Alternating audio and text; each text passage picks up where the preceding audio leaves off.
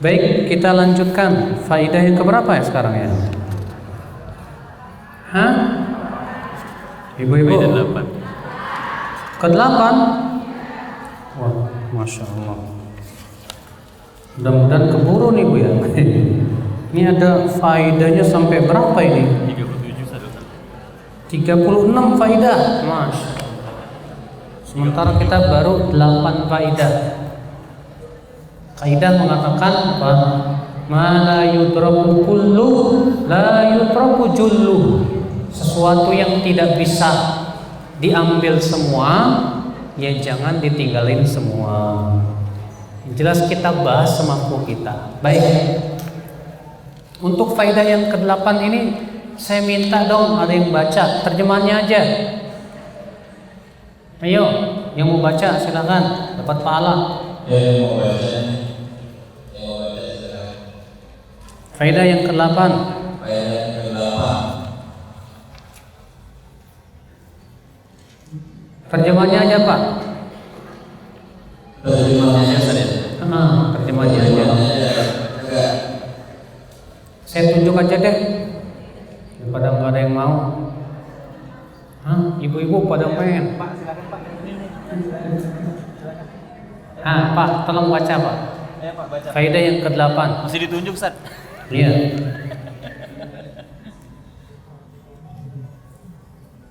Faidah yang ke-8, Pak. Artinya terjemahannya aja. Faidah yang ke-8 halaman 8. Faidah ke-8, Syekh Abdul Rahman As-Saidi berkata mungkin perkataan Pak Sayyidul Islam. Apa-apa yang dikabarkan oleh Rasul tentang Allah, maka wajib mengimaninya. Sama saja apakah kita mengetahui namanya atau tidak mengetahui namanya. Itu harus diimani dan Rasulullah itu pasti benar dan harus dibenarkan. Maka apa-apa yang ada dalam Al-Quran dan hadis yang sahih wajib atas setiap mukmin untuk mengimaninya, walaupun dia tidak mengetahui namanya. Demikian pula yang ditetapkan oleh kesepakatan salaful ummah dan para ulama mereka itu harus diimani. Adapun yang diperselisihkan oleh orang-orang terakhir dalam menetapkan atau meniadakan, maka tidak ada kewajiban pada seorang pun untuk menyetujui menetapkan lafaz atau peniadaannya sampai dia mengetahui apa yang diinginkan oleh lafaz tersebut. Kalau ternyata yang diinginkan adalah maknanya kebenaran, maka bisa diterima. Tetapi kalau yang diinginkan adalah maknanya yang batil, maka harus ditolak. Dan apabila ucapan tersebut mengandung kebenaran dan kebatilan, maka tidak boleh diterima secara mutlak dan tidak boleh ditolak secara seluruh maknanya. Akan tetapi lafaznya itu harus dihentikan dan maknanya harus ditafsirkan. Maksud beliau bahwa semua yang dikatakan oleh Rasulullah SAW dan yang disepakati oleh salafus salih dalam masalah iman kepada Allah maka wajib diimani, walaupun kita tidak memahami maknanya, apalagi memahami kaifiat atau tata caranya. Maka itu kewajiban kita karena Allah tidak mengabarkan kecuali kebenaran. Demikian pula Rasulullah SAW. Berbeda dengan perkara yang diperselisihkan di akhir zaman atau di belakang.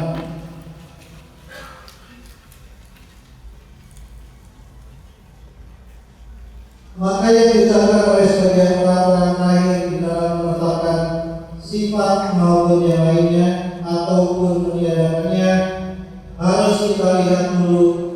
Kalau ternyata maknanya benar, maka kita terima. Tetapi kalau maknanya salah, harus kita tolak. Seperti perkataan sebagian orang yang mengatakan kalau Allah bersemayam di atas ars, berarti Allah bertempat. Kita katakan apa yang Anda maksud dengan tempat tersebut? Karena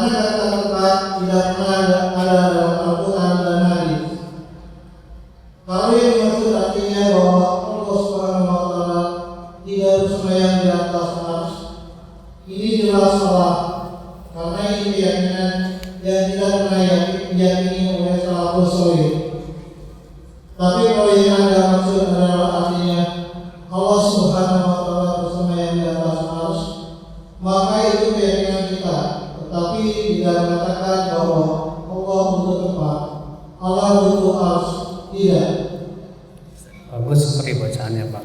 Masya Allah.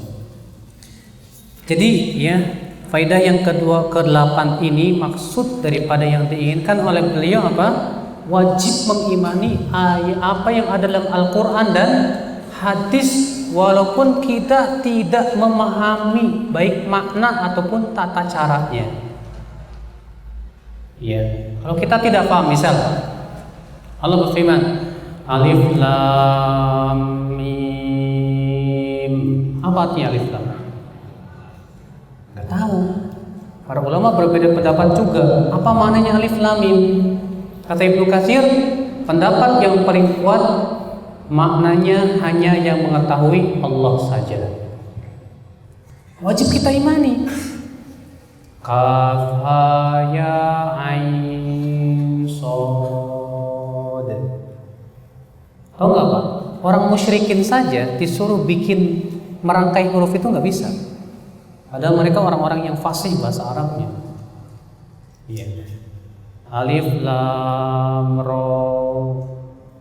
Kita nggak tahu maknanya apa. Tapi kita wajib imani bahwa itu firman Allah. Iya. Pasti Allah mengetahui apa yang diinginkan dari itu. Walaupun sebagian ulama ada yang berusaha memberikan apa? Hikmah-hikmah seperti Ibnu Qayyim dalam kitab Bada'iul Fawaid menyebutkan bahwa Alif Lam Mim, Alif Lam Ra, Kaf Ha Ya Ain Shad itu adalah makharijul huruf. Kata beliau, alif A diucapkan dari bawah, dari sini. A menunjukkan kepada awalan, pengawalan. Lam adanya di tengah. Mim adanya apa? Di ujung. Maka setiap surat yang menyebutkan tentang alif lam mim seringkali membahas tentang awal penciptaan, kemudian pertengahan penciptaan, dan akhir dari penciptaan. Dan surat Al-Baqarah pun ternyata isinya begitu. Ya. Dan beliau kemudian menyebutkan hikmah-hikmahnya ya daripada ayat-ayat tersebut. Nah ini Pak. Ya. Jadi terkadang seseorang itu mengimani kalau dia faham, kalau nggak faham nggak diterima. Atau seseorang itu mengimani kalau masuk di akal, kalau nggak masuk di akal ditolak. Banyak Pak, terkadang orang-orang yang punya titel profesor, doktor gitu kan. Dia merasa dirinya profesor, akhirnya apa yang terjadi? Dalil dia lihat dengan akal dia. Kata dia yang nggak masuk di akal, saya nggak terima. Masya Allah. Padahal Masya Allah Pak, yang namanya akal manusia itu kan terbatas. Sementara Al-Quran dan hadis berasal dari pencipta akal, itu Allah Subhanahu wa Ta'ala. Nah, beliau mengatakan yang kedua dari faidah ini apa? Ya, bahwa perkataan siapapun di zaman ini, baik dia menetapkan atau meniadakan, jangan dulu diterima sampai kita lihat maknanya benar apa enggak. Ya, ini perkataan beliau ini mirip banget Pak dengan yang diucapkan oleh Imam Al-Barbahari dalam kitab Syarhus Sunnah. Dalam kitab Syarhus Sunnah, Imam Al-Barbahari berkata, "Unzur rahimakallah, lihatlah oleh kalian semoga Allah merahmatimu. Kullaman sami'ta kalamu min ahli zamanik." Lihat oleh kamu setiap orang yang kamu dengarkan ucapannya di zaman kamu itu. Fala ta'jalan, jangan tergesa-gesa. Maksudnya jangan tergesa-gesa menerima dan jangan tergesa-gesa apa? Menolak. Sampai kamu periksa dulu apakah maknanya sesuai dengan Al-Quran dan hadis atau tidak. Ini harus kita lihat. Ya. Siapapun yang berbicara tentang agama di zaman ini, jangan buru-buru kita tolak dan jangan buru-buru kita terima. Sampai kita lihat dulu maksud maknanya apa. Kadang ketika kita mendengar seorang ustaz mengucapkan kata-kata, kok kayaknya apa sih, bermasalah deh, ya. Maka kita wajib tanya dulu ke ustaz, maksudnya apa Ustaz? Oh, maksudnya saya begini. Oh, kita tetapkan maknanya yang benar. Kalau ternyata maksud dia apa? Benar. Tapi kalau pas kita tanya, maksudnya apa Ustaz? Oh, maksudnya gini, ternyata salah. Kita tidak boleh terima. Ini maksudnya apa? Ya, yang harus kita perhatikan. Karena terkadang Pak, banyak di antara kita yang menilai perkataan seseorang lalu memberikan konsekuensi yang batil. Saya berikan contoh begini. Iya. Kalau ada seseorang berkata begini, saya tidak setuju dengan poligami. Saya tidak setuju dengan apa? Dengan poligami. Ucapan ini seringkali kita bawa kepada konsekuensinya apa? Oh, kamu berarti tidak beriman kepada Al-Quran. Karena konsekuensinya kan itu kan? Oh, berarti kamu tidak beriman kepada Al-Quran. Lalu kemudian konsekuensi ucapan ini kita jadikan sebagai alasan untuk menyalahkan dia. Padahal mungkin orang yang mengatakan saya tidak setuju dengan poligami bukan maksudnya menolak Al-Quran. Paham tidak Pak? Bisa jadi misalnya dia tidak setuju dengan poligami karena kenyataan yang berpoligami bermasalah semuanya, sehingga akhirnya dia tidak setuju dengan seperti itu misalnya Pak. Nah, ini banyak sekali dalam ucapan kita Pak.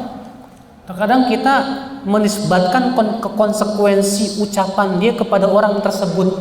Ini salah Pak, sebuah kesalahan ya. Ketika kita mendengar ada seorang ustadz berkata begini, ya, kita harus menasehati penguasa.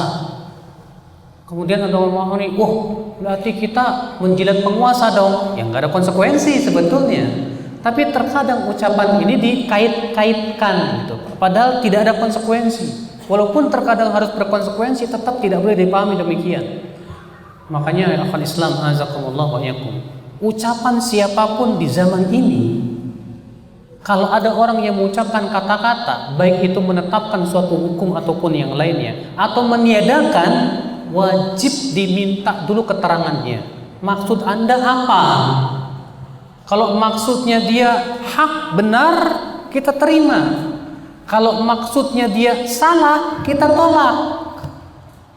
Ini penting sekali di zaman sekarang ini. Ya, jangan langsung kita memahami dari ucapannya, oh ini salah, langsung kita apa? Ya, salahkan tanpa memahami apa yang dimaksud dari ucapan orang tersebut. Atau terkadang Pak, seseorang mengucapkan kata-kata yang kata-kata itu bisa mempunyai makna benar dan bisa mempunyai makna salah. Ya, kata-kata tersebut bisa mempunyai makna benar dan bisa mempunyai makna apa? Salah. Maka kalau yang mengucapkannya dia seorang muslim yang baik, yang bagus, lebih bagusnya kita tafsirkan dulu dengan makna yang benar. Jangan dulu ditafsirkan dengan makna yang salah. Ya. Tapi kalau yang mengucapkannya orang yang jelek, ya kita penting untuk berhati-hati. Karena terkadang kata-kata yang sifatnya global, yang mempunyai makna benar dan salah, sering digunakan untuk melariskan kebatilan juga. Iya, maka dari itu hati-hati Bapak sekalian. Contoh, saya berikan contoh di sini. Kalau ada orang berkata, Allah kalau bersemayam di atas arash, berarti Allah butuh tempat. Kata-kata tempat itu kan Pak, ada kemungkinan benar, ada kemungkinan salah. Kita minta kepada dia, maaf, kata tempat tidak ada dalam Al-Quran, tidak ada dalam hadis. Saya mau tanya sama Anda, apa maksudnya tempat? Kalau maksudnya tempat itu artinya yang dikelilingi oleh arah yang 6, kanan, kiri, atas, bawah, ya. Dalam artian Allah butuh tempat yang Allah Subhanahu wa taala bila tidak ada arasy Allah jatuh. Ya, seperti halnya manusia kalau lagi bersemayam di atas kasur, ditarik kasurnya, jatuh. Ya kita nggak terima makna itu. Tapi kalau yang dimaksud, kalau begitu Allah butuh tempat, maksudnya tempat yang dimaksud adalah sesuatu yang tidak serupa dengan tempat makhluk, ya, di mana Allah bersemayam di atas arsy tidak serupa dengan makhluknya. Kita betul, tapi maaf, kata tempat itu tidak ada dalam Al-Quran dan hadis, sehingga kita tidak bisa menetapkan juga. Ini akan Islam, azakumullah, ya, pembahasan sifatnya akidah. Karena harus bapak-bapak ketahui, Pak, setiap lafaz yang tidak ada dalam Al-Quran dan hadis, perhatikan, setiap lafaz yang tidak ada dalam Al-Quran dan hadis ini jangan ditetapkan dulu dan jangan ditolak dulu. Ingat, saya berikan contoh. Sebagian orang di zaman sekarang seringkali mengucapkan kata-kata tasawuf. Kita harus tanya kepada orang tersebut, maksud Anda tasawuf apa sih? Oh, maksud saya tasawuf itu ibadah zuhud untuk tidak tertipu dengan dunia. Kita katakan, oh kalau itu maknanya benar, tapi janganlah digunakan kata tasawuf, tapi gunakan dengan lafaz yang syar'i. Yang syar'i itu lafaznya apa? Zuhud. Jangan diganti dengan lafaz yang lain. Makanya apa ya? Semua lafaz yang tidak ada dalam Al-Quran dan hadis tuh harus diperinci maksudnya apa. Dan dalam masalah akidah, Pak, dalam masalah akidah, kita sebetulnya jangan menggunakan lafaz selain lafaz Al-Quran dan hadis.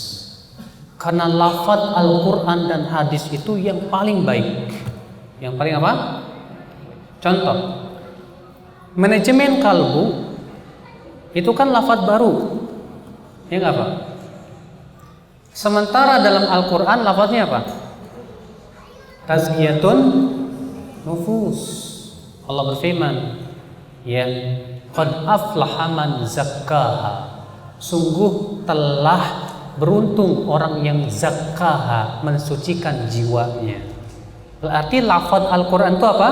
Tazkiyatun nufus, pensucian jiwa. Sebetulnya lafaz ini lebih kuat daripada manajemen qalbu, Pak. Maka kalau kita biasakan lafaz yang bukan dari Al-Quran dan berpaling dari lafaz Al-Quran, sama saja kita berpaling dari emas mengambil perunggu, gitu loh, Pak. Iya. Maka kewajiban kita gunakanlah lafaz-lafaz Al-Quran, karena lafaz Al-Quran itu lebih tinggi balaghahnya, lebih kuat maknanya. Jangan diganti dengan makna yang lain. Apa yang Allah sebutkan dalam Al-Quran, apa yang Rasulullah sebutkan dalam hadis, gunakan itu. Iya. Nah, ini yang akal Islam, azakumullah. Faham tidak, Pak, sampai sini? Faham insyaallah? Ibu-ibu faham nggak, Bu?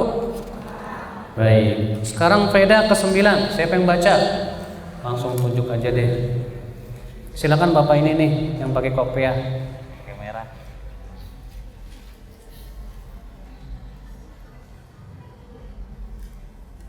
Imam Malik dengan dua sahabat terdahulu lainnya pernah ditanya bagaimana tata cara bersemayamnya. Maka Imam Malik menjawab, bersemayam itu maknanya sudah diketahui dan tata caranya tidak diketahui, dan mengimaninya wajib, dan mempertanyakan tentang tata caranya itu bid'ah.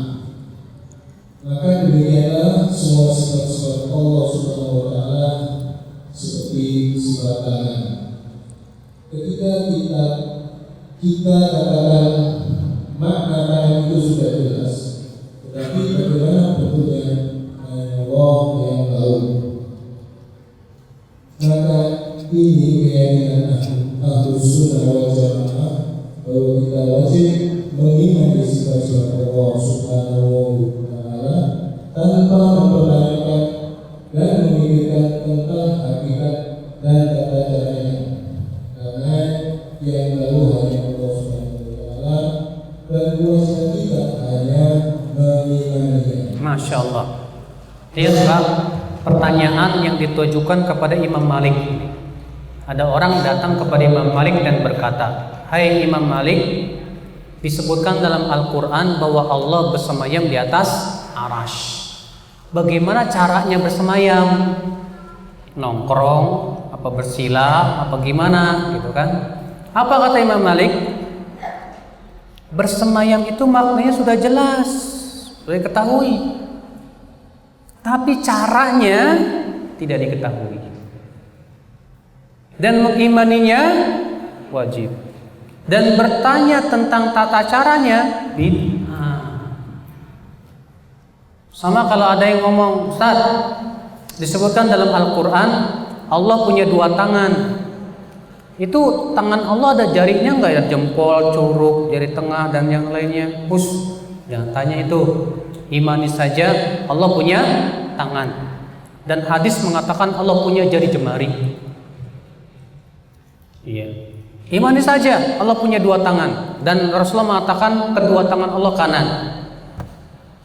Jadi, ya, tetapkan yang bagi Allah layak. Selesai. Jangan mikirin tata caranya, bagaimana bentuk tangannya. Imani saja, sudah selesai. Maka inilah Pak yang harus kita lakukan. Jangan kemudian pas mikir tangan. Yang namanya tangan kan nempel ke badan. Oh, berarti Allah terdiri daripada anggota badan dong yang saling membutuhkan. Kayaknya mustahil. Nah iya, kalau antum mikirinnya kayak gitu, itu sama saja antum menyamakan Allah dengan makhluk. Tapi kalau kita katakan Allah tidak serupa dengan makhluk, selesai. Allah nggak serupa dengan makhluk. Allah punya tangan. Ya. Orang-orang Asy'ariyah Pak nggak beriman Allah punya tangan.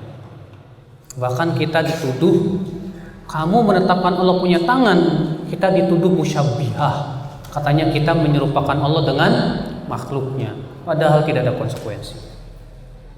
Bapak tahu tidak Pak? Orang Yahudi saja mereka beriman Allah punya tangan. Bahkan orang Yahudi pun beriman bahwa Allah punya jari. Disebutkan dalam riwayat Muslim bahwa ada orang Yahudi datang kepada Rasulullah SAW dan berkata, "Wahai Muhammad, kami mendapatkan dalam kitab Taurat kami bahwa nanti pada hari kiamat Allah akan meletakkan tanah di 1 jari, air di 1 jari, pepohonan di 1 jari." Ya, maka mendengar itu pun Rasulullah tertawa membenarkannya. Orang Yahudi begitu nanya. Tapi banyak orang Islam mengatakan Allah punya jari. Waduh, jari Allah gimana ya? Kayaknya Allah nggak mungkin punya jari. Subhanallah. Imani Pak, imani. Ya. Maka ini ya akhwat Islam, azakumullah wa iyyakum. Ini patokan dalam memaknai atau meyakini sifat-sifat Allah Subhanahu wa ta'ala. Allah punya mata. Punya. Sebutkan dalam hadis, sesungguhnya Dajjal itu matanya pecak sebelah, sedangkan Tuhanmu yaitu Allah matanya tidak pecak sebelah, kata Rasulullah SAW. Allah berarti punya mata. Gimana bentuk matanya hanya Allah yang tahu. Imani saja udah. Ya, ini yang harus kita lakukan ya akhwat Islam. Jangan dibayang-bayangin. Nah, paham sampai sini? Faedah yang ke-10, yang ke-9.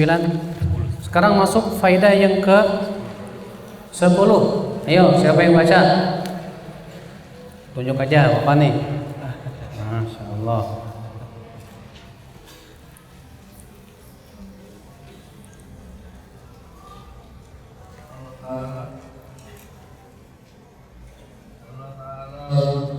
Tidak pernah memberitahukan hamba-hambanya tentang hakikat yang Allah kabarkan tentang sifat-sifatnya dan sifat kehidupan, bagaimana kehidupan dan nanti, dan mereka juga tidak mengetahui tentang apa yang Allah inginkan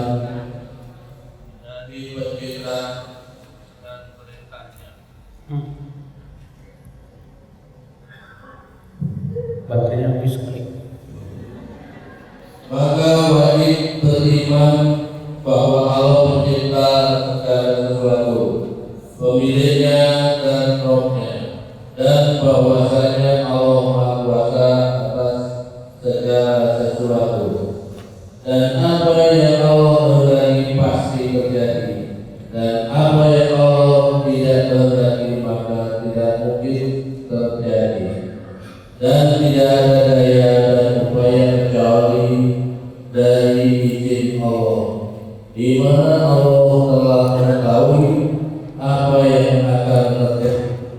Bagaimana itu akan terjadinya, dan Allah mentakdirkan semua takdir dan menulisnya dengan apa yang Allah kehendaki. Maka ini wajib diimani demikian. Apalagi masalah takdir itu adalah masalah rahasia Allah Subhanahu wa ta'ala yang tidak ada yang mengetahuinya kecuali Allah. Kewajiban kita adalah beramal dan beramal, beriman kepada Iya, Masya Allah. Jadi ya, Allah tidak pernah memberitahukan kepada kita tentang hakikat sifat Allah, nggak pernah. Allah nggak pernah memberitahukan kepada kita beginilah bentuk tangan saya, nggak pernah. Allah tidak pernah memberitahukan kepada kita begini bentuk surga, begini bentuk neraka. Ya, nggak pernah. Maka sesuatu yang tidak pernah diberitahu oleh Allah, kewajiban kita imani saja. Karena kita tidak mungkin bisa memikirkannya, Pak. Itu maksud beliau. Kemudian setelah itu beliau yang menyebutkan wajibnya beriman kepada takdir. Bahwa takdir itu wajib diimani. Bahwa Allah telah menciptakan segala sesuatu dan Allah pun telah menghendaki segala sesuatu. Dan bahwasanya Allah juga telah berilmu ya tentang segala sesuatu. Ya. Dan ini merupakan rukun takdir. Di mana takdir itu ada 4 rukun yang telah disebutkan oleh beliau di sini. Yang pertama, beriman kepada bahwasanya segala sesuatu telah diciptakan oleh Allah. Yang kedua, beriman bahwasanya segala sesuatu itu terjadi dengan kehendak Allah. Yang ketiga, beriman bahwasanya Allah mengetahui apa yang akan terjadi sampai hari kiamat. Dan yang kelima, yang keempat, beriman bahwasanya Allah telah mencatat segala takdir sesuatu. Ya, semuanya sudah dicatat oleh Allah Subhanahu wa taala. Ini adalah merupakan kewajiban yang harus diimani Bapak sekalian. Baik, yang faidah yang ke-11. Monggo Pak, dibaca. Nah, Bapak. Nah, iya.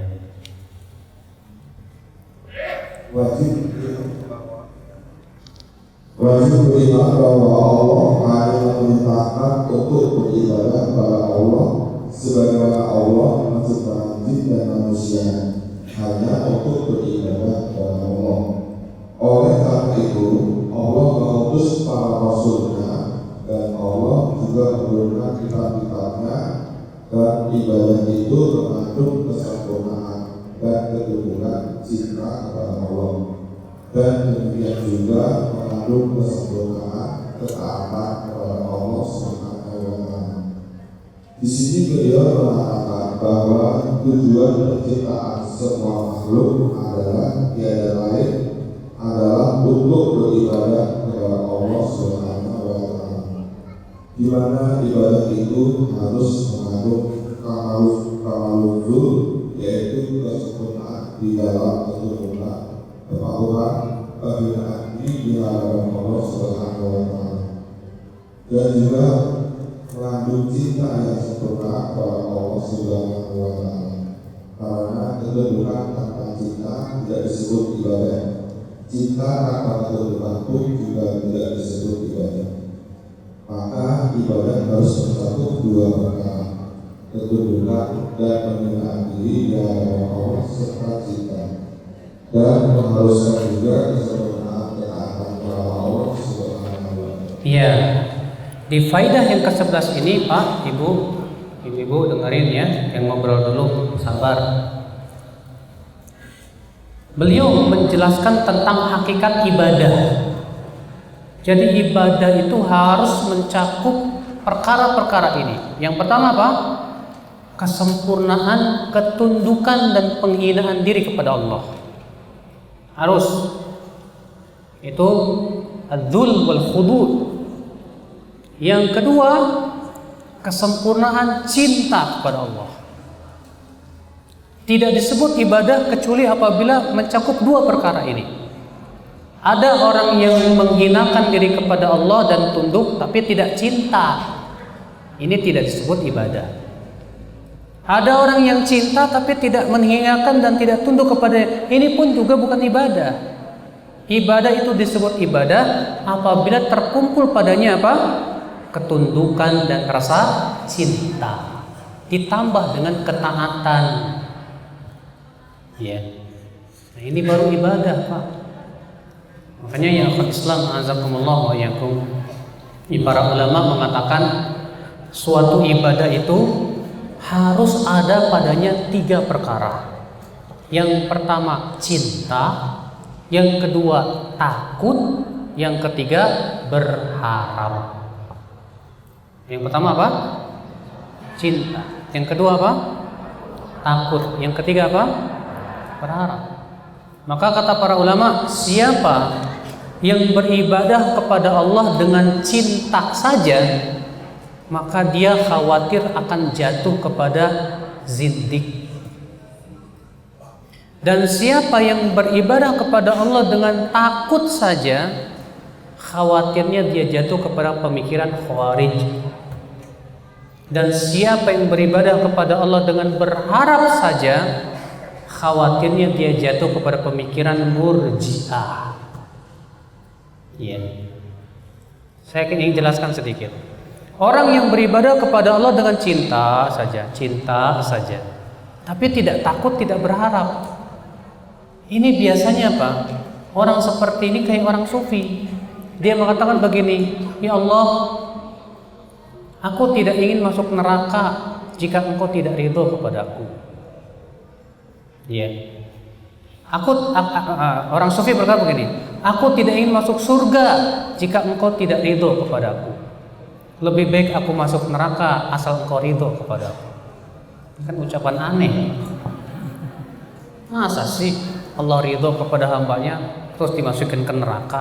Mana mungkin gitu kan? Makanya tidak boleh kita beribadah kepada Allah dengan cinta saja. Cinta kepada Allah tapi tidak ada ketundukan, tidak ada yang lainnya. Ini sama sekali bukan ibadah. Ada lagi orang beribadah kepada Allah hanya dengan takut saja.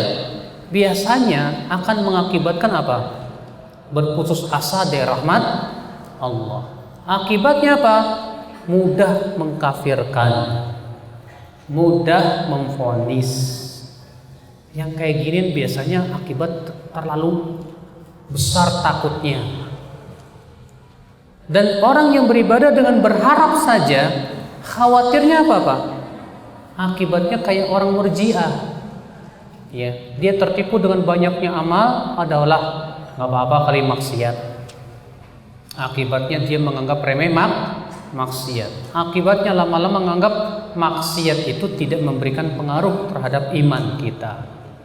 Nah, inilah ya akhwat Islam azakumullah. Makanya sebuah ibadah harus terpenuhi pada hanya hal-hal seperti tadi, yaitu kesempurnaan ketundukan, kesempurnaan rasa cinta dan ketaatan yang berbentuk menjadi apa? Cinta, takut dan berharap. Iya.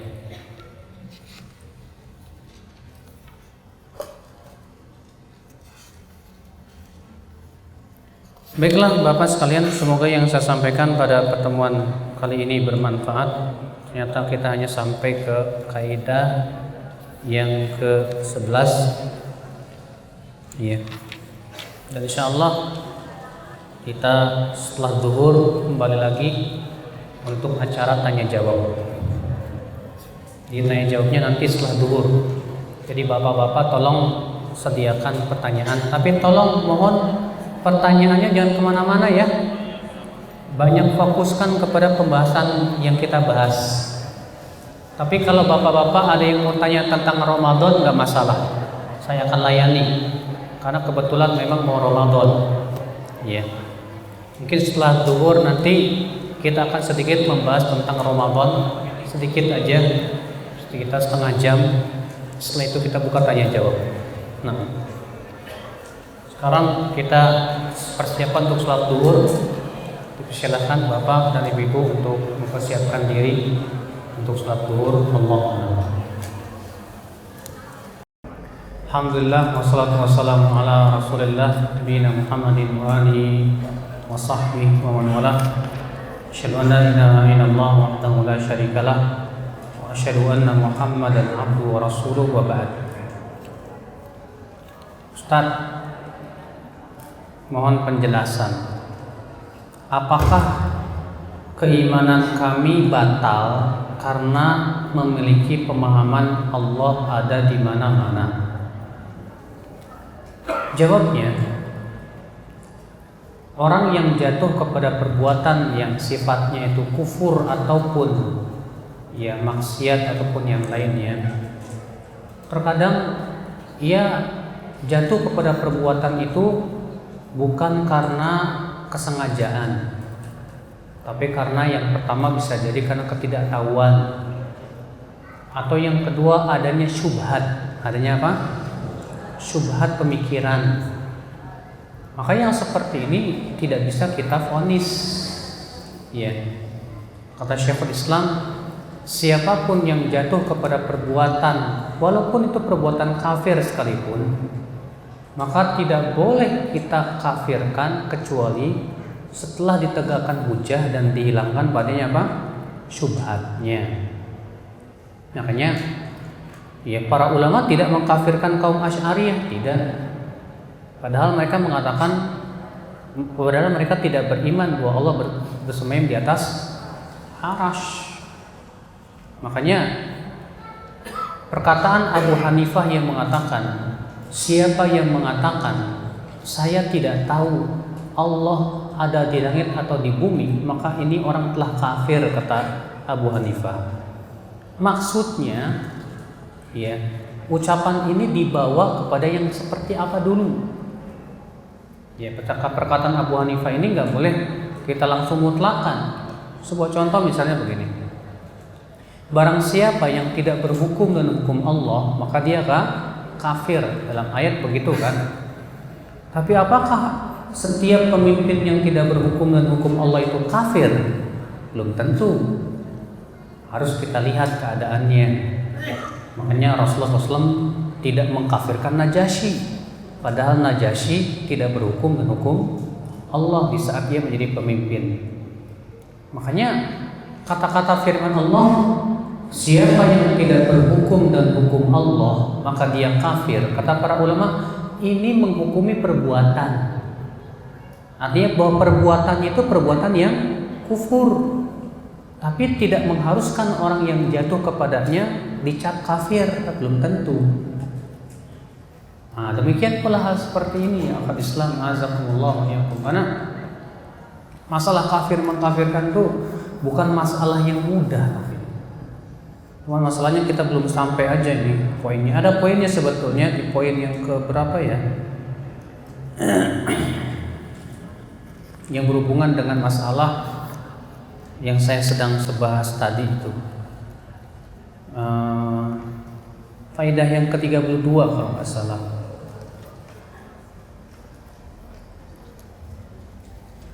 Sebelumnya juga faedah ke-31. Iya, faedah ke-31 tuh lihat.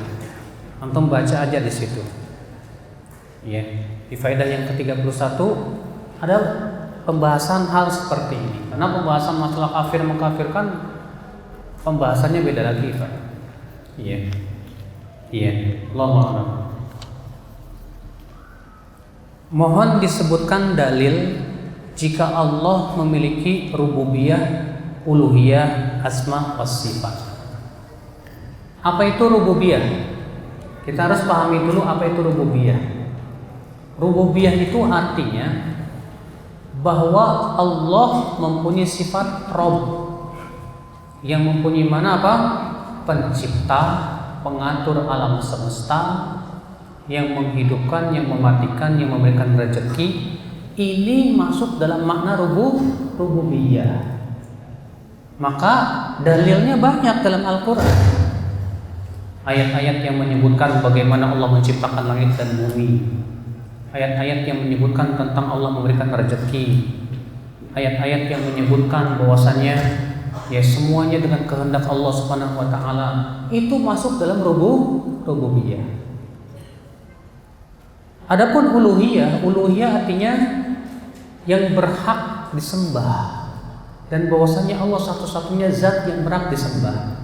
Maka ini pun dalilnya banyak sekali. Di antaranya Allah berfirman apa? Iyyaka na'budu wa iyyaka nasta'in. Hanya kepada Engkau kami beribadah dan hanya kepada Engkau kami meminta pertolongan. Ini uluhiyah. Adapun asma wa sifat, ini pun juga banyak sekali. Dalam Al-Quran sering kali Allah menyebutkan tentang nama dan sifat dirinya. Contoh misalnya Allah berfirman, Alhamdulillahi Rabbil Alamin Ar-Rahmanir Rahim. Ini nama dan sifat Allah. Segala puji bagi Allah Rabb Al-Alamin, yang maha pengasih lagi maha penyayang. Ini sifat-sifat dan nama Allah Subhanahu wa ta'ala. Jadi 3 perkara ini banyak sekali dalilnya, Pak. Dari Al-Quran, dari hadis, dan dari pada perkataan-perkataan para ulama juga. Apakah yang dimaksud dengan mujassimah? Bagaimana perkataan Ibnu Taimiyah menjawab tuduhan mujassimah terhadap dirinya yang berkata dengan paham Asy'ariyah pada zamannya? Pertama, mujassimah itu sebetulnya tuduhan orang-orang Asy'ariyah, Mu'tazilah terhadap Ahlus Sunnah yang menetapkan sifat-sifat Allah. Kata mujassimah itu dari kata jism, jasad. Jadi mereka mengatakan kalau kita mengatakan Allah punya wajah, Allah punya mata, Allah punya tangan, Allah punya apa? Kaki, sama saja kata mereka Allah punya jasad seperti manusia. Gitu. Makanya mereka menuduh Ahlus Sunnah dengan mujassimah. Ya. Nah ini tuduhan mereka. Nah, sebagaimana Ibnu Taimiyah, memang banyak sekali Pak tuduhan-tuduhan terhadap Syekhul Islam Taimiyah di zaman beliau itu, terutama dari kalangan kaum Asy'ariyah, demikian pula Jahmiyah dan Mu'tazilah. Sangat banyak. Jadi antaranya juga ada yang berdusta atas nama beliau, seperti bahwa dikatakan bahwa katanya Ibnu Taimiyah menyatakan merujuk kepada pemahaman Asy'ariyah, bahkan disaksikan oleh banyak ulama. Waktu itu beliau dipanggil oleh qadhi dan dihakimi. Cuman dusta semua itu Pak. Kedustaannya sangat jelas. Disebutkan di situ bahwa Ibnu Taimiyah katanya menandatangani sendiri. Tapi dituliskan di situ pada tahun 707. Sementara Ibnu Taimiyah sendiri dipanggil itu pada tahun 708. Iya. Yang kedua, Ibnu Taimiyah sering kali dipanggil dan diancam untuk rujuk kepada dari pemahamannya salafus saleh. Tetap banyak sekali riwayat-riwayat menyebutkan Rasulullah lagi. Ibnu Taimiyah tidak mau rujuk. Iya. Makanya banyak Pak, tuduhan-tuduhan terhadap beliau itu. Semoga Allah mengampuni dosa-dosa beliau. Bagaimana kita bersikap terhadap saudara-saudara muslim kita di Indonesia yang mayoritas Asy'ariyah? Mereka kaum Asy'ariyah itu kaum muslimin, saudara-saudara kita yang harus kita fahamkan mereka tentang hakikat tauhid asma was sifat. Karena kaum Asy'ariyah itu Pak yang ada di Indonesia ini sebetulnya tidak murni Asy'ariyahnya Pak. Kenapa? Pertama, kaum Asy'ariyah itu dalam masalah sifat kalamnya Allah, berbicaranya Allah Subhanahu wa taala, mereka berbeda dengan sebetulnya dengan Ahlus Sunnah wal Jamaah. Namun banyak orang-orang Asy'ariyah tidak paham ini di Indonesia ini. Iya. Contoh lagi, kaum Asy'ariyah itu dari sisi masalah takdir lebih dekat kepada pemahaman Jabariyah. Tapi ternyata di Indonesia alhamdulillah nggak terlalu. Contoh lagi, banyak orang-orang awam yang mereka itu dari kecil, dari SD, SMP, SMA belajar di atas akidah Asy'ariyah. Tapi banyak menyelisih keyakinan Asy'ariyah itu sendiri. Contoh misalnya, kalau antum tanya kepada orang awam, kamu ibadah mengharapkan apa? Ridho Allah. Dia punya yakin bahwasannya Allah itu punya sifat ridho. Sementara Asy'ariyah yang murni itu nggak meyakini Allah punya sifat ridho. Kalau antum tanya kepada orang awam, kamu takut nggak dari murka Allah? Takut. Dia meyakini dengan fitrahnya Allah itu mempunyai sifat murka kepada orang yang memaksiatinya. Sementara Asy'ari yang murni itu nggak percaya dan tidak beriman Allah punya apa? Ya, punya sifat murka. Makanya ya akhi, ya, sebetulnya kaum muslimin di Indonesia ini ya masih banyak yang berada di atas fitrahnya, Pak. Ya, masih punya keyakinan yang sebetulnya tidak sesuai dengan akidah Asy'ariyahnya itu. Cuman kita perlu untuk mengadakan pendekatan sedikit demi sedikit, dipahamkan lah, Pak. Ya, dipahamkan.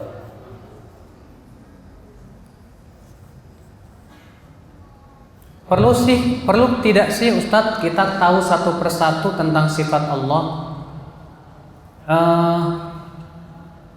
Mempelajari sifat dan nama Allah itu penting supaya kita lebih mengenal Allah. Ya, penting supaya kita bisa mengenal apa? Mengenal Allah Subhanahu wa taala. Bila iya, ada berapa yang patut kita imani? Masalahnya sifat Allah banyak banget gitu loh. Keyakinan kita Ahlussunnah wal Jamaah, nama Allah itu tidak terbilang dengan jumlah. Nama Allah aja, nama Allah itu tidak bisa dibatasi dengan jumlah tertentu. Imam Nawawi rahimahullah ketika mensyarah hadis Innalillahi tis'atan wa tis'ina isman, Allah memiliki 99 nama. Beliau mengatakan kata 99 ini bukan pembatasan. Karena ada hadis yang menunjukkan bahwa nama Allah sangat banyak. Itu dalam doanya, ya, as'aluka bikulli ismin huwa laka au 'allamtahu ahadan min khalqika au anzaltahu ya fi kitabika au ista'tharta bi fi ilmil ghaibi 'indaka. Ya Allah, aku minta kepada Engkau dengan nama-nama yang Engkau namai dirimu dengannya, atau nama yang Engkau ajarkan pada salah seorang dari hamba-Mu, atau nama yang Engkau turunkan dalam kitab-Mu, atau nama yang Engkau sembunyikan dalam ilmu gaib di sisi-Mu. Sedangkan yang disembunyikan di sisi yang di gaib itu nggak ada yang tahu, Pak, kecuali Allah Subhanahu wa taala. Maka dari itu, Pak, nama Allah saja tidak terbilang jumlahnya. Sifat Allah lebih banyak lagi. Ya, karena kan setiap nama mengandung sifat pasti. Setiap nama pasti mengandung sifat. Ya, Allahu a'lam. Bagaimana agar puasa Ramadan kita dapat pahala dan setelah Ramadan kita kembali fitrah? Jadi kita salah dalam memahami makna fitr. Ya. Kita ini menganggap Idul Fitri artinya kembali fitrah. Salah, Pak. Yang benar Idul Fitri artinya kembali berbuka. Ya. Jadi pemahaman yang mengatakan Idul Fitr artinya kembali fitrah salah. Kenapa? Karena kalau kita beribadah kepada Allah dan mengakui bahwa Allah itu pencipta kita, itu fitrah kita. Berarti kita fitrah gitu. Iya. Karena fitrah itu yang dimaksud yaitu mengakui akan adanya Allah. Itu fitrah manusia. Allah berfirman, fitratallahi allati fatara an-nasa 'alaiha. Itulah fitrah yang Allah fitrahkan manusia di atasnya. Iya. Nah, terus bagaimana dong Ustaz? Biar puasa Ramadan kita dapat pahala. Yang pertama, ikhlas. Mengharapkan wajah Allah. Yang kedua, sesuai dengan contoh Rasulullah. Makanya kita wajib belajar bagaimana sih fikih puasa.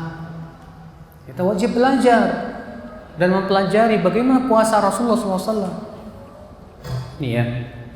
Maka dengan dua tadi insya Allah kita dapat pahala Pak dalam puasa kita? Ustaz, kalau doa kita di dalam hati saja, ya, apa kira-kira doa kita dikabulkan ya Ustaz ya? Tentunya di saat hati kita betul-betul berharap kepada Allah dan Allah pun mendengar doa kita dan tidak ada penghalang-penghalang doa, insya Allah doa kita pasti dikabulkan. Kenapa? Karena Nabi mengatakan dalam riwayat Imam Ahmad, doa seorang muslim itu pasti diijabah. Semua muslim, semua orang yang beriman, siapapun yang berdoa pasti dikabulkan oleh Allah. Namun kata Rasulullah, tata cara pengabulannya itu dengan salah satu dari 3. Yang pertama, diberi apa yang dia minta, atau yang kedua, disimpan di surga, atau yang ketiga, diselamatkan dari bahaya. Itu cara pengabulannya. Makanya semua doa setiap muslim pasti kabulkan, pasti. Cuman kan cara mengabulkannya hanya Allah yang tahu. Kapan mengabulkannya hanya Allah yang tahu. Ya. Ustaz, apakah soft yang terpisah oleh infokus atau tiang termasuk saf yang terputus? Ya jelas terputus satu. Ya, kan diputus sama tiang. Pertanyaannya juga, bagaimana kalau softnya diputus dengan tiang? Apa itu termasuk terputus? Ya putus. Ya. Putus, Bu. Jadi gimana dong Ustaz? Yang bagus cari saf yang tidak terputus. Itu yang bagus. Ya. Lebih sempurna sholat kita. Ustaz, minta maaf dan saling memaafkan menjelang puasa Ramadan, apa ada dalilnya? Kagak ada, kata orang Betawi. Nggak ada, Pak. Ya. Pertama, Pak, minta maaf itu kata Rasulullah hanya disyariatkan di saat kita punya salah ke orang. Kata Rasulullah apa? Mamangka, ibu-ibu dengerin. Makanat indahu madlamah li akhi. Siapa yang pernah mendolimi saudaranya, falyatahallal minhul yaum. Hendaklah minta maaf sekarang juga. Jadi minta maaf itu di saat kita punya salah. Ini baru ketemu aja, maafin ya Ramadan. Kayaknya kita baru ketemu deh, emang lu salah apa mau gue? Iya. Enggak ada syariatnya, Pak. Enggak pernah kita mendengar Rasulullah dan para sahabatnya sebelum Ramadan maaf-maafan. Yang ada dalam riwayat-riwayat itu, sebelum Ramadan mereka saling memberikan selamat. Namanya tahniah. Yuhanni ba'dhum ba'dha. Ya, jadi sunnahnya salafus soleh, bagusnya sebelum Ramadan itu kita saling mengucapkan selamat Ramadan, memperlihatkan kebahagiaan, kegembiraan. Tapi kalau kita punya salah sama orang, segera minta maaf juga. Ya, segera minta maaf. Karena itu memang waktunya gitu kan.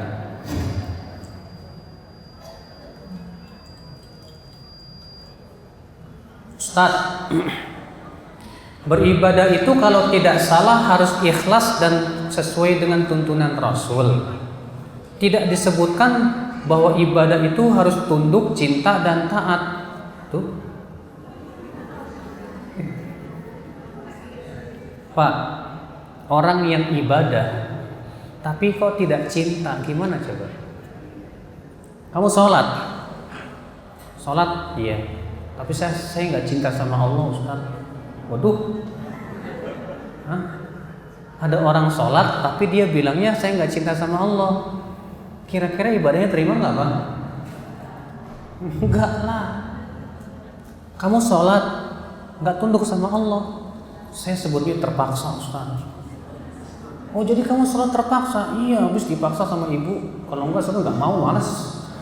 Waduh, itu bukan tunduk namanya, Pak. Iya. Taat. saya terus terang sholat ini bukan menaati Allah Ustaz, tapi menaati bos saya. Waduh, kira-kira dikasih pahala nggak tuh Pak? Nggak bakalan. Sekarang orang yang mengatakan dengan lisannya saya tidak cinta Allah, muslim nggak? Nggak mungkin disebut muslim. Setiap muslim kalau ditanya kamu cinta Allah pasti akan mengatakan apa? Saya cinta Allah Subhanahu wa ta'ala.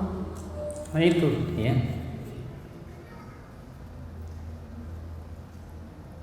Jadi perbedaannya begini ya. Tunduk, cinta, dan taat itulah hakikat ibadah. Dan setiap ibadah syaratnya dua, ikhlas dan sesuai dengan contoh Rasul. Begitu cara penjelasannya. Ya.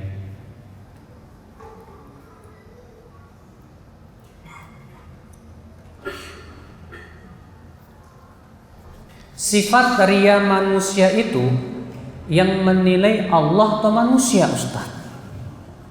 Ria itu amalan hati. Tidak ada yang mengetahuinya kecuali Allah dan kita sendiri. Adapun orang lain tidak bisa menilai. Ya, makanya suka dalam hadis ada seorang sahabat sedang sholat malam dan ia mengeraskan suaranya di saat sedang sholat malam itu. Kemudian Rasulullah berjalanlah dengan seorang sahabat atau beberapa sahabat melewati orang yang sedang sholat itu. Rupanya sahabat ini mengatakan, ya Rasulullah, innahu mura'in. Itu orang ria itu Rasulullah. Kata Rasulullah, awih, jangan begitu. Justru dia orang yang kembali kepada Allah. Artinya kamu tahu dari mana dia ria? Karena ria itu amalan hati. Yang paling tahu itu ya diri kita sendiri sama Allah. Dan tentunya malaikat pencatat amal pun tahu. Ya. Karena kadang kita tidak mau bertujuan ria, namun manusia menilai kita ada apa ria. Nah, kalau ada orang menganggap kita ria, jangan marah. Sebab kalau kita marah berarti memang kita ria. Iya kan? Kita marah itu karena kita ingin diakui ikhlas. Enak aja gue ria, gue karena Allah tahu, ya. Loh, kok karena Allah aja kok marah? Biarin aja orang menganggap ria. Yang penting Allah kan udah tahu, udah selesai gitu kan. Makanya kalau ada orang pengen diakui ikhlas sama orang lain, itu bukan ikhlas namanya, Pak. Iya. Itu namanya ria. Makanya kalau orang yang ikhlas, ketika ada orang yang menilai dirinya ria, lu ria lo, biarin aja, cuekin. Ya, hanya yang tahu hanya Allah kok, cukuplah Allah sebagai saksi. Saya nggak mengharapkan apa-apa. Ya, begitu.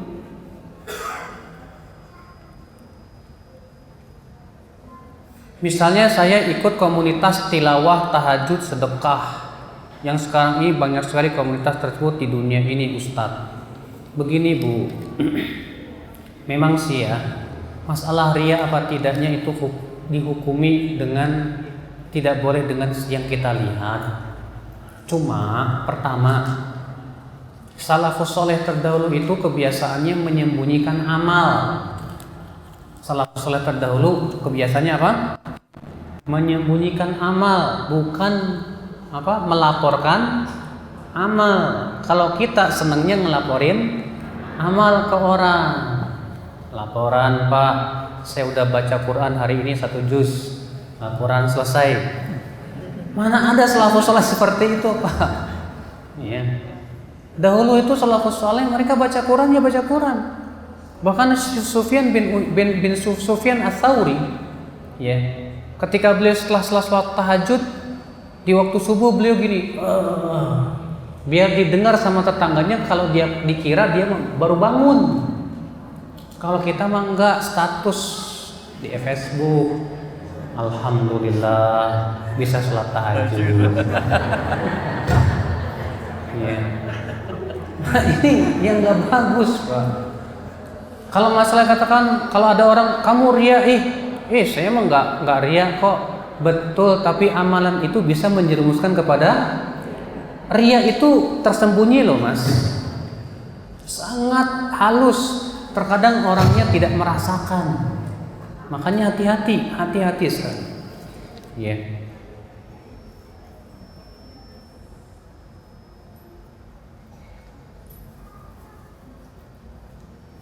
Dalam menuntut ilmu, bagaimana kita bisa mengenali kalau ustadz itu menyebarkan ajaran khawarij atau yang lain? Karena banyak ustadz yang baru muncul, sedangkan saya masih belum bisa memilih mana yang sesat, mana yang hak. Makanya kan konsultasi dong sama yang lebih paham. Dahulu ulama terdahulu kalau mau ngaji sama siapapun, nanya dulu kepada guru-gurunya, konsultasi dulu, ya. Atau yang kedua, lihat dulu, maksudnya seperti yang dikatakan oleh seorang ulama, dahulu ketika kami ingin mengambil ilmu dari seseorang, kami memperhatikan dia 2 bulan dulu dan bertanya-tanya ke orang gimana akidahnya, dari mana dia belajar, gurunya siapa aja, ya, kemana saja dia, ya. Nah ini dulu itu begitu Pak, sebelum ngambil ilmunya diperhatikan dulu 2 bulan tuh, nggak langsung duduk, tapi diperhatikan dulu, ini orang belajarnya sama siapa, gurunya sama siapa. Masya Allah Pak. Makanya kalau Bapak lihat ya tentang biografi para ulama hadis, selalu disebutkan namanya Fulan bin Fulan bin Fulan bin Fulan bin Fulan, 7 keturunan. Asalnya dari sini, dia lahir tahun segini di kota ini, lalu dia pergi menuntut ilmu ke sini. Gurunya Fulan. Muridnya Fulan. Disebutkan baru kemudian pujian para ulama tentang dia. Saking detailnya. Kenapa? Karena setiap perawi itu 2 bulan ditanyain dulu masalahnya. Jadinya tahu betul siapa ini orang. Kita terkadang nggak paham. Guru yang kita ngaji siapa namanya ya? Siapa sih namanya sih? Nggak tahu. Ya. Saya kemarin ngaji, Ustadz kemana? Ke Ustadz Yazid bin Abdan. Hah? Ustadz Yazid bin Abdan? Yang benar. Yang mana gitu? Namanya aja salah. Kan gimana gitu? Salah. Jadi kalau kita punya guru itu harus kenal benar Pak, biografinya, dari mana dia nuntut ilmu, dari mana ini. Ulama dulu begitu. Padahal ulama dulu itu Pak, seabrek-abrek banyak, tapi tetap aja ekstra hati-hati.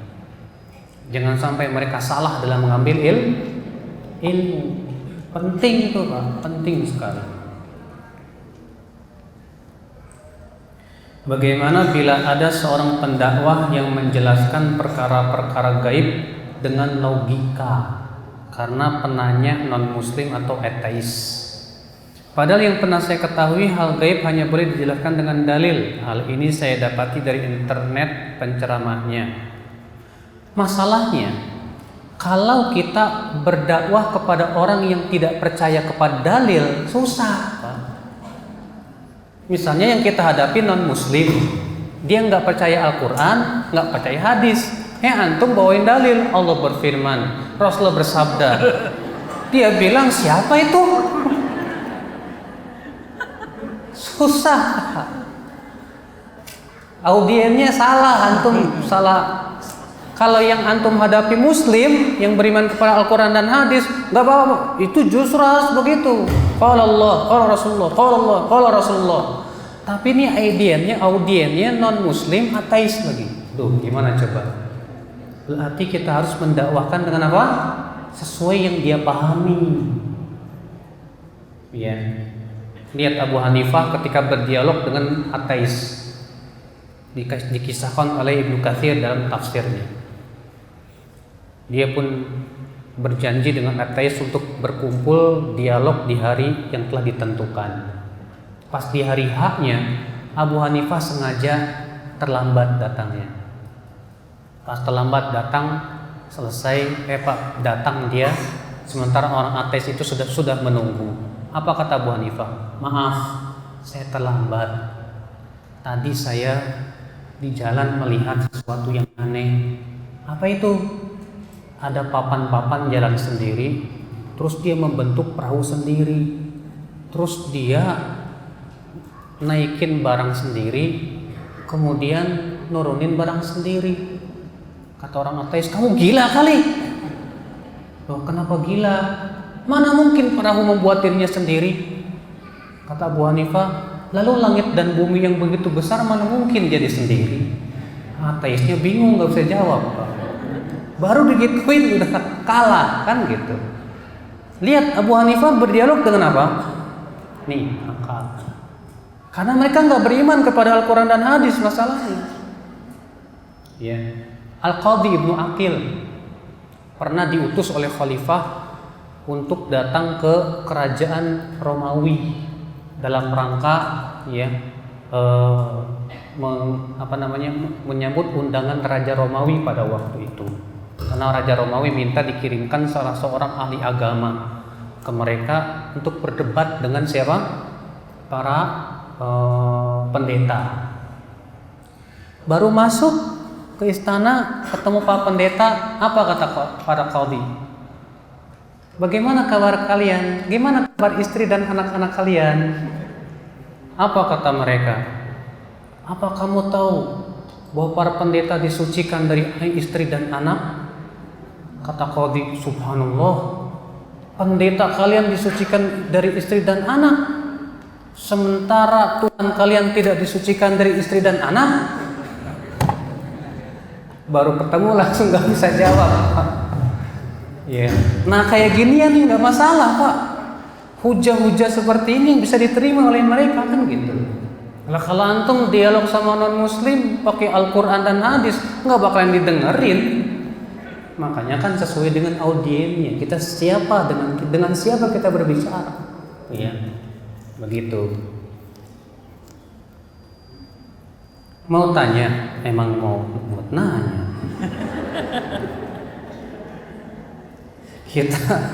Apabila kita terbiasa sholat qiyamul lail 11 rakaat dengan witir, lalu kita sholat qiyamul lail di bulan Ramadan dengan jumlah rakaat yang sama 8 rakaat, walaupun kita sudah melaksanakan sholat taraweh, apa bolehnya Ustaz ya?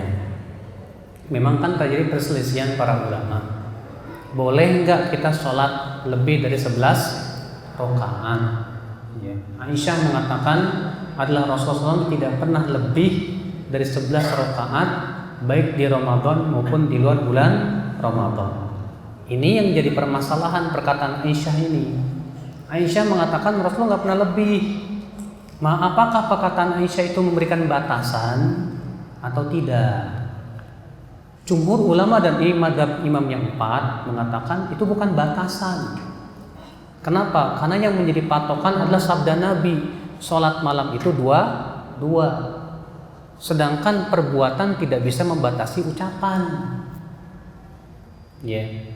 Sebagian mengatakan enggak itu batasan, sebab kalau boleh tentu beliau melakukan lebih dari sekali-kali melakukan lebih dari 11. Ya. Kata jumhur, bukankah disebutkan dalam riwayat Ibnu Abbas Rasulullah pernah sholat 13 rakaat?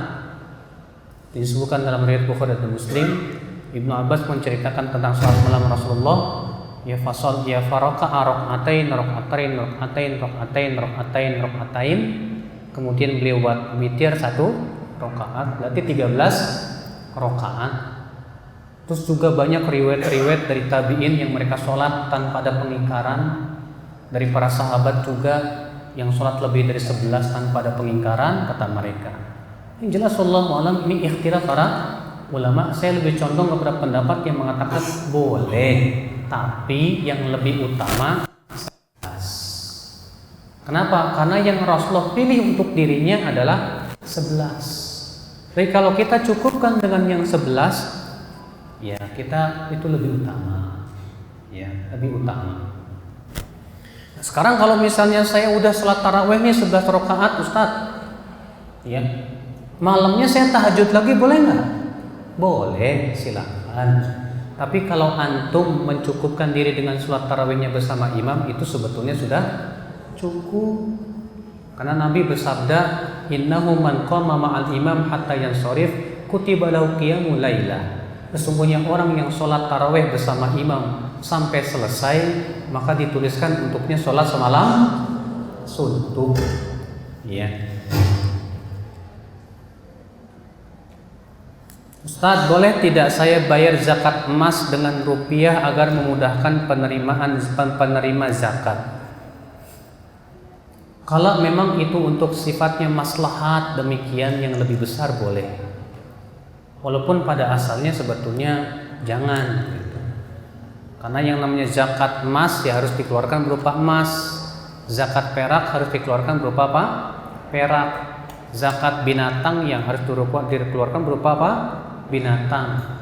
Tapi kalau misalnya di zaman sekarang kalau dikasih langsung emasnya, ya kira-kira lebih maslahat apa enggak? Kalau ternyata lebih maslahat pakai uang ya silahkan aja. Tapi kalau misalnya ini maslahatnya pakai emas, ya udah pakai emas nih buat fakir miskin. Nanti si fakir miskin itu jual sendiri, ya, itu lebih bagus sebetulnya. Ya, maka kita lihat mana yang lebih maslahat.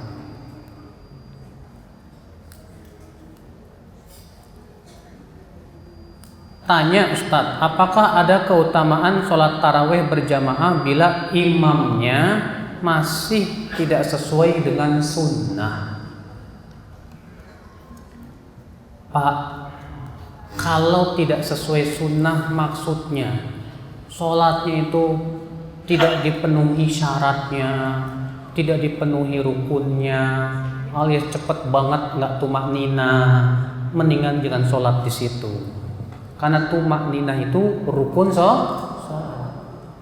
Tapi kalau maksudnya sholatnya tumakninah bagus, cuman ada perbuatan-perbuatan yang tidak sesuai dengan sunnah, maka kita tetap sholat di belakang dia, tetap sholat di belakang dia, dan tetap mendapatkan pahala bersolat bersama imam sampai selesai.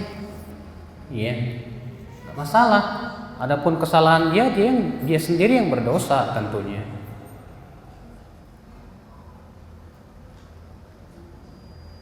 Kita tahu selama ini dasar perintah saum atau puasa surat Al-Baqarah ayat 183. Tetapi banyak yang kita pahami tersebut 183 adalah orang-orang yang terdahulu juga berpuasa. Tetapi perintah puasa pada Al-Baqarah 185, mohon penjelasannya Ustadz. Jadi gini Bu, puasa itu sebetulnya sudah disyariatkan kepada orang-orang sebelum kita. Orang Yahudi ada syariat puasa? Ada. Orang Nasrani ada syariat puasa? Tidak? Ada. Cuman cara puasanya beda. Mereka berpuasa itu 24 jam. Mereka berpuasa berapa jam? 24 jam. Kalau mereka sahurnya jam 6, maka puasa sampai jam 6 lagi. Ya, jam 6 sore, puasanya sampai jam 6 sore lagi. Itu puasanya dahulu, Pak. Dan itu sempat juga disyariatkan demikian di awal-awal diwajibkannya puasa Ramadan. Lalu kemudian Allah mansuh, Allah hapus menjadi apa? Dari semenjak terbit fajar sampai terbenam matahari. Iya. Maka dari itu ayat yang pertama, hai orang-orang yang 183 tuh, hai orang-orang yang beriman, diwajibkan atas kalian puasa sebagaimana diwajibkan atas orang-orang sebelum kalian. Ini puasa secara mutlak. Tadinya sebelum diwajibkannya Ramadan, Allah wajibkan puasa setiap bulan 3 hari dan ditambah hari Asyura. Itu wajib tadinya tuh Pak. Kemudian setelah itu Allah wajibkan apa? Puasa. Kemudian Allah syariatkan puasa Ramadan, tapi masih diberikan pilihan. Diberikan apa? Pilihan antara berpuasa atau tidak berpuasa tapi wajib bayar fidyah. Makanya Allah mengatakan ayyaman ma'dudat faman kana minkum maridun aw ala safarin fa'iddatun min ayyamin ukhar wa 'alal ladzina yutiqunahu fidyatun ta'amu miskin. Dan atas orang-orang yang mampu berpuasa tapi tidak berpuasa bayar fidyah, memberi makan fakir miskin. Tadinya enggak wajib, masih diberikan pilihan. Kemudian setelah Allah turunkan ayat 185 baru diwajibkan puasa Ramadan. Ya, begitu ceritanya. Mohon dijelaskan mengenai acara kajian atau daurah dengan membayar. Boleh atau gimana atau tidak boleh ya Ustadz? Sebetulnya Pak, pertama, apakah boleh mengambil bayaran dari mengajarkan ilmu atau tidak? Ini ikhtilaf para ulama. Jumhur ulama mengatakan boleh. Ini pendapat imam yang 4. Dasarnya hadis inna ahaqqu ma akhadtum alaihi ajran kitabullah. Sesungguhnya yang paling berhak untuk kalian ambil upahnya adalah hasil dari kitabullah. Hadis ini kata Rasulullah, justru hasil mengajarkan kitabullah itu yang paling berhak untuk kamu ambil upahnya. Ya, walaupun hadis ini secara sebabnya adalah untuk ruqyah, namun kata para ulama yang dianggap itu keumuman lafaz, bukan kekhususan sebab. Dan ini pendapat jumhur. Sementara pendapat sebagian ulama berpendapat haram hukumnya mengambil upah dari hasil mengajarkan apa? Ya kitabullah. Dasarnya hadis, ada seorang sahabat mengajarkan ahlus sufah Al-Quran. Lalu ahlus sufah ini menghadiahkan apa? Busur panah. Lalu sahabatnya berpikir, ini kalau saya gunakan untuk berjihad manfaat. Akhirnya dia terima. Setelah itu dia laporan ke Rasulullah. Kata Rasulullah, kalau kamu mau Allah kalungkan ke lehermu api neraka, terima saja. Akhirnya nggak jadi dibalikin lagi. Sehingga ini jadikan dalil tidak boleh mengambil apa? Upah. Namun jumhur membantah dalil ini.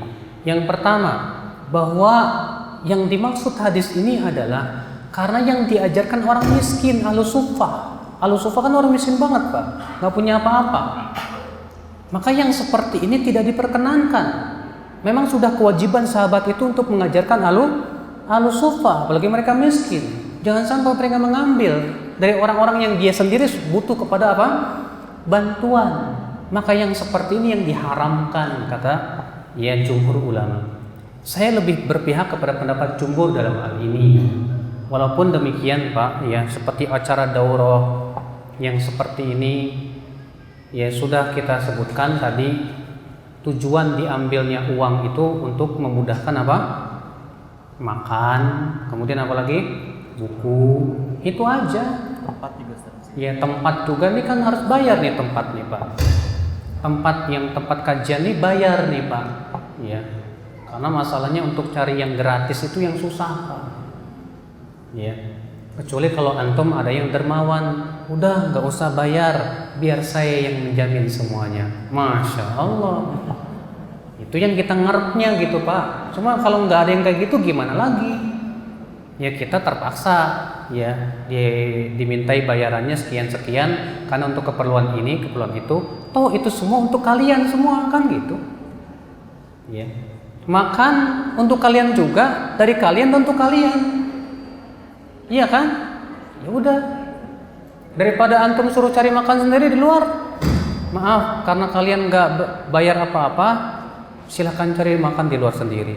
Akhirnya kelayaban sana, sini, sana. Ada yang langsung pulang, ada yang break lagi. Ya kan nggak bagus Pak. Mendingan kita koordinir aja lah. Ya, lebih memudahkan. Nah ini terkadang sebagian ikhwah yang gimana ya, ngelihat yang kayak gini nih, apaan tuh kajian bayar-bayar segala. Ya kita sih nggak mau peduli sih ya.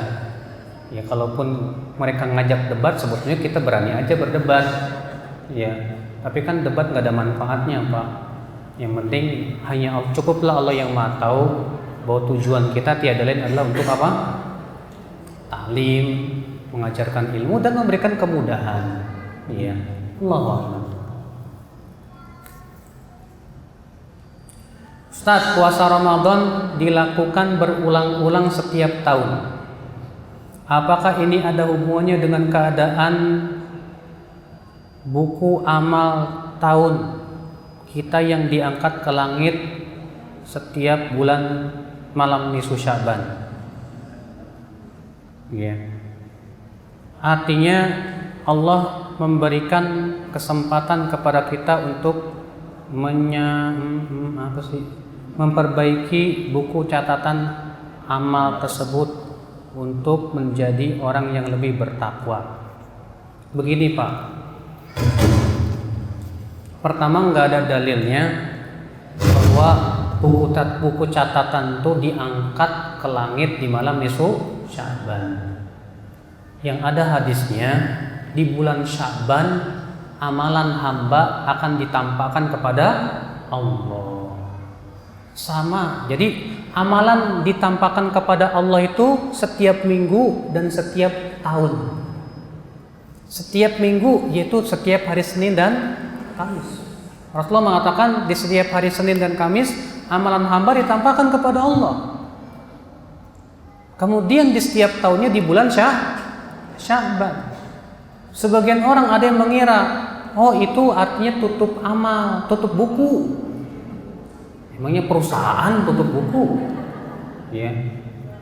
Ini jelas salah, Pak. Nah ini Pak, jadi itu.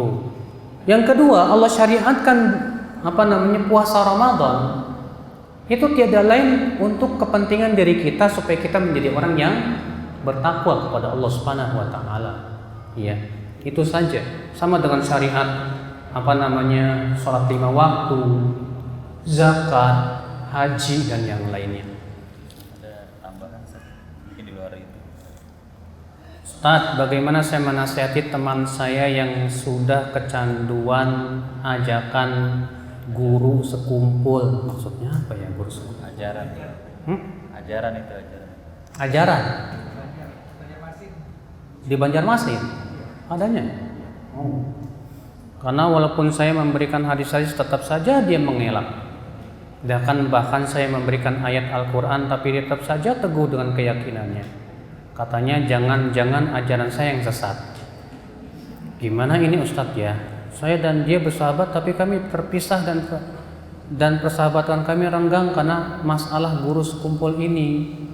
Saya tidak ingin teman saya terjerumus terlalu dalam Ustadz. Akhi, yang memiliki hati manusia itu bukan kita. Yang memiliki hati itu siapa? Yang memberikan hidayah itu bukan kita. Yang memberikan hidayah siapa? Allah. Kita itu hanya berusaha mendakwai saja. Dah. Antum, saya mau tanya, sudah berapa kali nasihatin teman antum tuh? Hah? Sudah berapa kali antum nasihati teman antum tuh? Sekali, 2 kali, 3 kali, 4 kali, 5 kali. Nabi Nuh 950 tahun. Setiap kali, coba kata Nabi Nuh apa? Ya. Wa inni kullama da'autuhum litaghfira lahum ja'alu asabi'ahum fi adanihim wastaghshaw thiyabahum wastakbaru istikbara. Dan sesungguhnya aku ya Allah, setiap kali aku mendakwahi mereka, mereka malah menutup telinga dengan jari mereka dan menutup wajah mereka dengan baju mereka, dan mereka terus-menerus bersombong ya Allah. Coba antum kalau lagi ceramah digituin sama orangnya, pas antum lagi nasihatin ya gini, hah? Sebel nggak coba? Ya, sebel banget kan? Bayangkan Nabi Nuh 950 tahun digituin terus. Tetap aja sabar. Dakwahin lagi. Setelah 950 tahun baru Nabi Nuh berkata, Rabbi inni maglubun fantasir. Ya Allah, aku telah kalah. Engkaulah yang akan membela agama ini. Kita baru 10 kali dah. Aduh, Ustaz susah. Jangan berkata begitu. Memang ya butuh kesabaran. Mungkin cara dakwanya kita yang kurang tepat.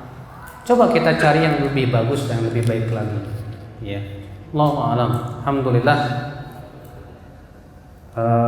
Untuk daurah yang kedua ini kita cukupkan ya, dan tunggu untuk daurah yang ketiga. Kita akan membahas kitab Al-Mawsu'ah Al-Fiqhiyah Al-Muyassarah tentang bab fikih. Dan sekali lagi bagi mereka yang ikhwannya yang ingin daftar untuk grup Al-Fawaid, karena grup Fawaid yang di Telegram Pak beda dengan yang di WhatsApp. secara materi.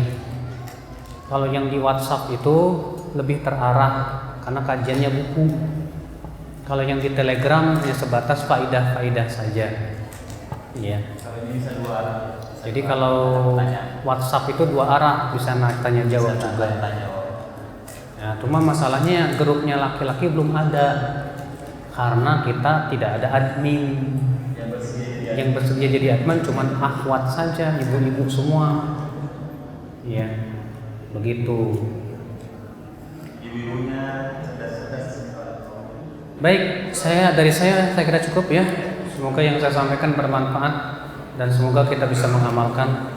Wabillahi taufiq, subhanallahi wa bihamdihi, asyhadu an la ilaha illa anta, astaghfiruka wa atubu ilaik. Assalamualaikum warahmatullahi wabarakatuh.